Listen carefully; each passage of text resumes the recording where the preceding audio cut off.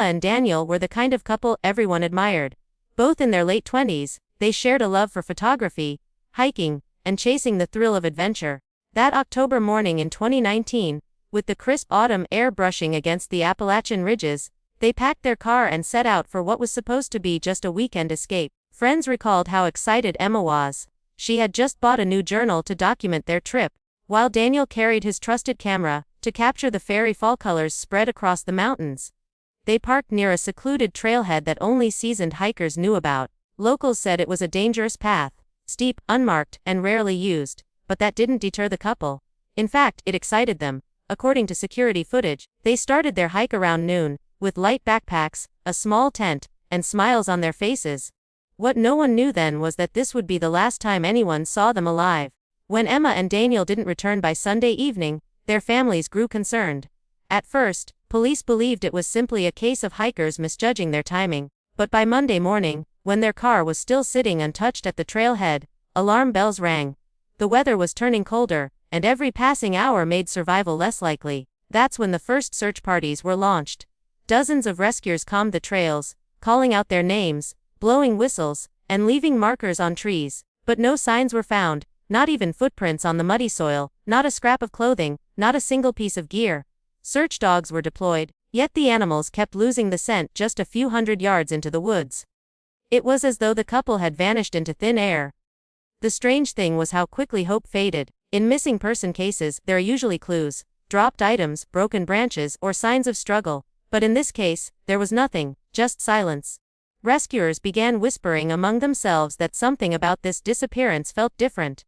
Even the most experienced trackers admitted they had never encountered such a complete and sudden vanishing on these trails before. The search for Emma and Daniel quickly grew into one of the largest rescue operations the small Appalachian town had ever seen. Local sheriffs, park rangers, and volunteers poured into the dense forests, determined to find answers. Helicopters hovered above the ridges, their spotlights sweeping across treetops, as if trying to force the wilderness to give up its secret. At night, the mountains echoed with the sound of whistles and shouts, but nothing ever came back, no response, not even an animal's cry. Rescue dogs were brought in, trained to detect human scent over miles of rough terrain. At first, there was hope. Some of the dogs picked up faint trails leading deeper into the woods. But every time, the scent would vanish abruptly, as though cut off in the middle of nowhere. Handlers grew frustrated, unable to explain why the trails ended so suddenly. It was as if the couple had stepped into an invisible doorway that no one else could see. The terrain itself became a living enemy.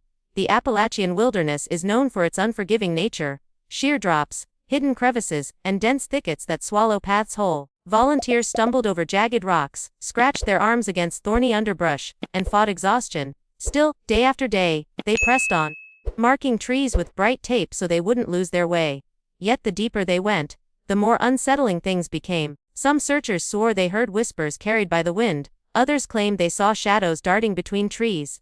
As days turned into weeks, desperation grew. Flyers were plastered on gas stations, diners, and town bulletin boards with the couple's smiling faces staring back. Their families held vigils, clinging to the hope that Emma and Daniel might be found alive. But locals began to murmur darker theories. Some said the mountains had a curse, swallowing those who dared stray too far from the beaten path.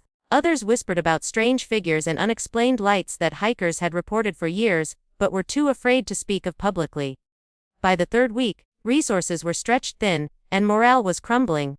The official search scaled back, leaving only a few rangers to continue probing the wilderness. Yet the unanswered question gnawed at everyone's mind: how could two people vanish without leaving behind a single trace? No campfire ashes, no food wrappers, no clothing, nothing. The silence of the Appalachians was beginning to feel less like nature, and more like something watching. As the weeks turned into months, the story of Emma and Daniel shifted from breaking news to a quiet mystery that lingered in the background of the Appalachian town. The search teams dwindled, the posters faded from storefront windows, and eventually, only the families were left to keep the couple's memory alive. Every anniversary of their disappearance, Emma's mother lit candles on the steps of the local church, her trembling hands holding on to the hope that her daughter was still out there somewhere. But as each year passed, the silence grew heavier, more unbearable. The wilderness, however, showed no sign of giving up its secret. Seasons changed, the leaves turned gold and then bare, and still there was no trace of the missing couple. Hunters who roamed the area in search of deer often admitted to feeling uneasy in those woods. Some claimed they would stumble across areas where the forest seemed unnaturally quiet. No birds, no wind, just a suffocating stillness. A few refused to return after hearing distant voices calling their names in tones eerily similar to their loved ones back home. Despite the silence, the mystery never truly left people's minds. Amateur explorers, paranormal investigators, and self-proclaimed psychics began visiting the Appalachian trails, hoping to uncover what law enforcement could not.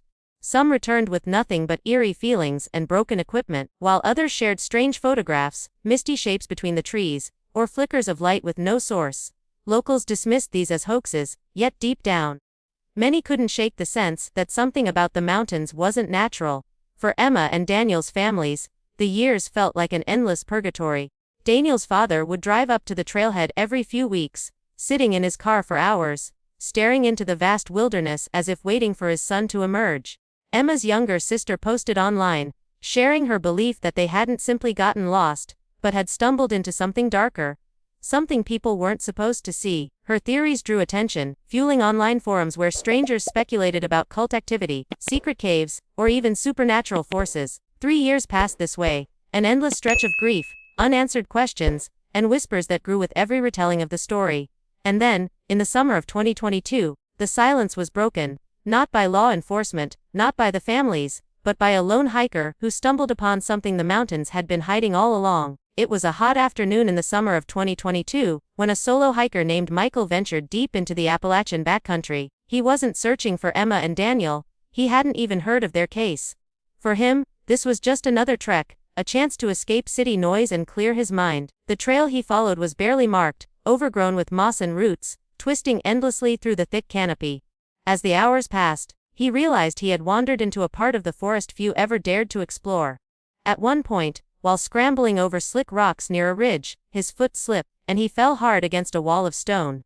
His hand brushed aside a curtain of tangled vines, and that's when he noticed it. A narrow opening in the rock face, almost invisible unless someone was standing exactly where he was. The crevice was no wider than his shoulders, dark and unwelcoming, but something about it felt wrong, as though it had been waiting there unseen for years. Curiosity overcame his unease. Michael crouched low and peered inside. At first, all he saw was shadow. Then, something caught his eye, a flash of color against the dull stone. He squinted, realizing it was fabric. Weathered, torn, but unmistakably human. The air that seeped from the opening carried a faint, musty odor, the kind that clings to places sealed off from the world for too long. His pulse quickened, and for the first time, he considered that he might not be alone in these woods. Michael took out his phone, switching on the flashlight, and leaned deeper into the crack. What the beam revealed made his stomach tighten. The fabric wasn't random. It was a strap, attached to a backpack wedged deep in the stone. The bag looked old but intact, as if it had been placed there deliberately. Around it, scattered scraps of material hung from jagged rocks, pieces of clothing, faded by time, their edges frayed. The silence of the forest pressed in, and suddenly, the air felt too heavy to breathe. Michael staggered back, heart racing, realizing he had stumbled onto something far more sinister than a forgotten hiker's belongings. Every instinct told him to leave, yet his mind was torn. Should he investigate further, or call for help? He took one last glance at the crevice, the shadows inside seeming to shift as if hiding something more. Whatever this was, it had been waiting in the dark for 3 long years, and now it was finally seen. When authorities arrived at the scene Michael had reported, they expected little more than the belongings of a careless hiker. But the moment they shined their lanterns into the narrow crevice, the atmosphere shifted. 2 backpacks sat wedged between jagged slabs of stone, their straps stiff with time. Despite 3 years of exposure, they hadn't rotted away completely, as though the darkness of the crack had preserved them, trapping their secrets. Carefully, with gloved hands, investigators pulled the packs free, placing them on a tarp under the fading light of day. The first backpack belonged to Emma. Inside, they found a few notebooks, some survival gear, and a small flashlight whose batteries had long since corroded. But the most chilling item was her journal. The pages warped and stained with moisture. Though damaged, much of the writing was still legible, filled with descriptions of their hike, the breathtaking views, and small jokes she had scribbled about Daniel's terrible sense of direction. The earlier entries felt normal, almost carefree, but as the pages progressed, her handwriting grew shakier, her words shorter, as if fear itself had begun to seep into her pen. The second backpack contained Daniel's belongings, His old pocket knife was still tucked into an outer pouch, rust crawling up the blade. A few personal items, snacks, a compass, a water filter, were found inside, but it was the camera that seized everyone's attention. The lens was cracked, and the body was battered, yet the memory card was miraculously intact. Investigators later discovered that the final photographs showed Emma and Daniel smiling against the backdrop of towering trees, but in the last few frames, something odd appeared. Blurred shapes in the distance, dark, elongated figures, almost human, but not quite. As word spread, theories spiraled. Were the photos just tricks of light? Or had the couple captured something they were never meant to? Some officers brushed it off as smudges or camera damage, but others, after staring too long at the images, admitted quietly that the shapes seemed to have faces, or what resembled them. Faces that were watching. Alongside these photographs, Emma's journal painted an equally disturbing picture, describing nights filled with strange noises, whispers outside their tent, and the constant sensation of being followed. Even with these discoveries, there was still no trace of Emma and Daniel themselves. The backpacks told part of the story, but not the ending. The journal and photographs only deepened the mystery, raising more questions than answers. Standing in that forest, with the daylight fading and the crevice looming behind them, the investigators couldn't shake the feeling that they were being observed. Just as Emma had written, 3 years before. When investigators carefully unfolded Emma's journal, it became clear that her final entries carried a weight that the earlier ones did not. The playful notes and sketches from the start of the trip gave way to uneven lines, shaky handwriting, and hurried words that looked like they were written under duress. She began describing how, at night, the woods didn't feel empty anymore. There were noises, deliberate ones, twigs snapping in rhythm, the faint crunch of leaves that seemed to stop whenever she or Daniel called out. At first, she tried to dismiss it as deer or coyotes, but her tone shifted with each page, from skeptical curiosity to genuine fear. One entry described a night when Daniel left the tent to investigate a sound. He returned pale, saying he thought he saw someone standing at the tree line. Emma wrote that he refused to elaborate further, only urging her to pack up quickly the next morning. Still, the couple continued, hoping to push deeper into the trail and circle back. But the further they went, the stronger the sense of being shadowed became. Emma's writing mentioned how even in broad daylight, she felt watched, as if eyes were following her from behind every tree. The second to last entry was nearly illegible, the ink smeared by moisture or perhaps by a trembling hand. In it, Emma scrawled about faint whispers they heard circling their camp. Low, indistinct voices that seemed to call their names. She noted how Daniel tried to stay calm, telling her to ignore it, but she wrote that his hands were shaking so badly, he couldn't light the campfire. What unsettled her most was that the voices didn't sound entirely human. She wrote a single chilling line, "It sounds like us, but it's not us." Then came the final page. The handwriting was rushed, uneven, almost gouged into the paper. She described heavy footsteps outside the tent, closer this time, deliberate and unhurried. Daniel had whispered that they needed to stay quiet, but Emma admitted she could see shadows moving against the tent fabric, tall and thin. Her last words, scrawled at the bottom in letters that grew larger and darker, read, "If anyone finds this, we're not alone out here." After that, the journal ended abruptly. No date, no closure, just silence. The investigators who read those last pages reported feeling unsettled, even haunted. Some refused to continue handling the notebook, claiming they could sense the panic etched into every word. For Emma and Daniel, those final moments remained frozen in ink, a desperate warning left in the heart of the Appalachian wilderness.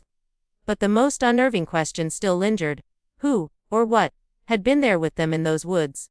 Even with the discovery of the backpacks, the journal, and the camera, the fate of Emma and Daniel remained as uncertain as it had been the day they disappeared. No bodies were ever recovered, no bones scattered in the underbrush, no evidence of animal attack or accidental fall. The forest had taken them, but refused to return them. Searchers combed every ridge and gully around the crevice for weeks after the discovery, yet found nothing. It was as if the couple had simply stepped off the map of the living and vanished into some hidden fold of the mountains. The photographs only deepened the sense of dread. Specialists analyzed the final images, trying to dismiss the shadowy figures as distortions, tricks of light, or camera glitches. But privately, some admitted the shapes appeared to have form and movement. Something too deliberate to be dismissed as an accident. When investigators enlarged the frames, a few claimed they could make out elongated limbs, blurred faces, and eyes that seemed to reflect the camera's flash. Others refused to look at the photos altogether, saying they felt watched, even while studying them on a computer screen. Locals, already wary of the wilderness, began avoiding the area entirely. Campgrounds once frequented by hikers grew quiet. Stories spread in whispers at diners and gas stations, of strange cries in the night, of figures spotted on the ridges, of lights flickering in places where no trail existed.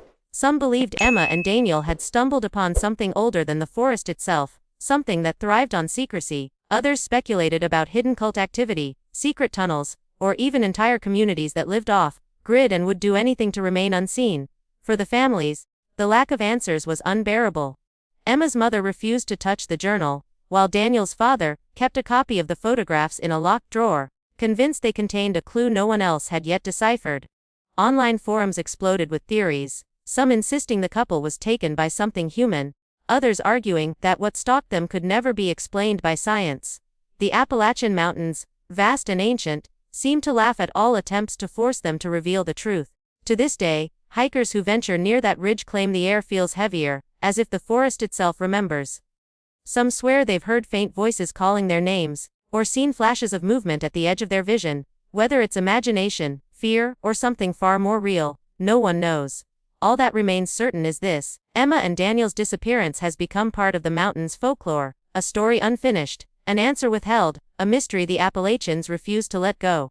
So, what really happened to Emma and Daniel in those unforgiving Appalachian Mountains? Were they victims of a tragic accident, or did they cross paths with something that was never meant to be seen?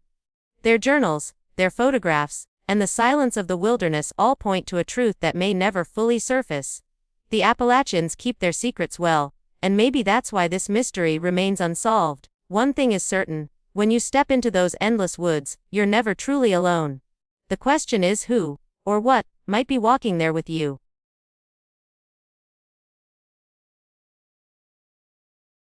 If you liked this video, don't forget to hit that like button, share it with your friends, and drop your thoughts in the comments below. Most importantly, subscribe and hit the bell icon so the next secret finds you first.